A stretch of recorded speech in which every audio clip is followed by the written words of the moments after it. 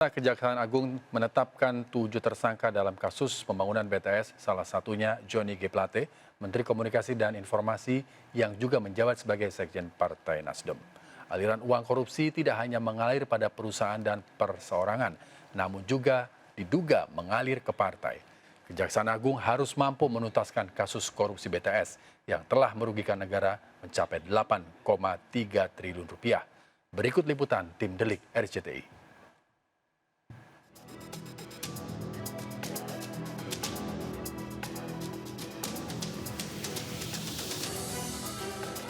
Penahanan atas Menteri Komunikasi dan Informatika Johnny G. Plate seolah menambah panjang daftar pejabat pemerintah setingkat menteri di era Presiden Joko Widodo yang terjerat korupsi.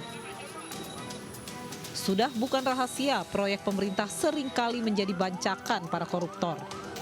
Tak terkecuali oleh pejabat negara yang berasal dari partai politik.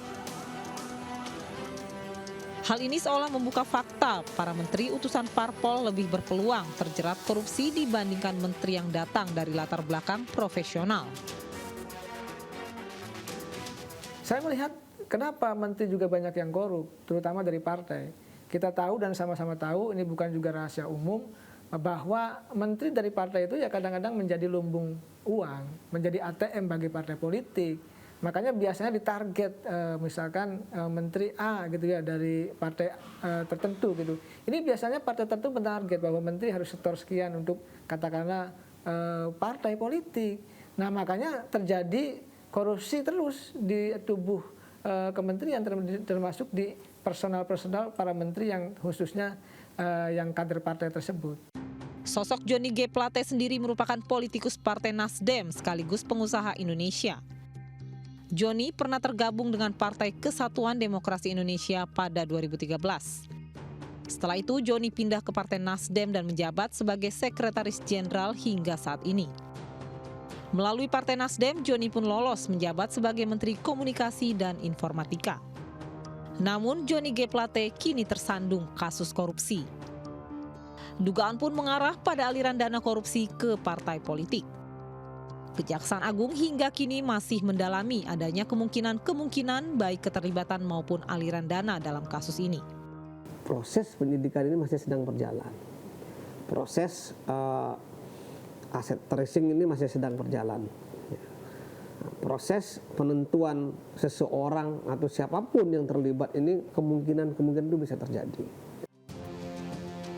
Sementara Ketua Umum Partai Nasdem menantang pihak Kejaksaan Agung untuk membuktikan soal adanya dugaan aliran dana korupsi BTS ke partainya. Periksa seluruh yang kemungkinan. Dari ujung kiri ke ujung kanan, dari barat timur, atas bawah, siapa saja yang terlibat. Periksa juga seluruh unsur yang ada di institusi manapun, termasuk Partai Nasdem ini. Nasdem welcome itu. Dahsyatnya korupsi di negeri ini hingga merasuk ke dalam sistem politik dan pemerintahan di Indonesia. Ketika sistem pemerintahan diukur melalui barter kepentingan, korupsi pun menjadi kian tak terbendung.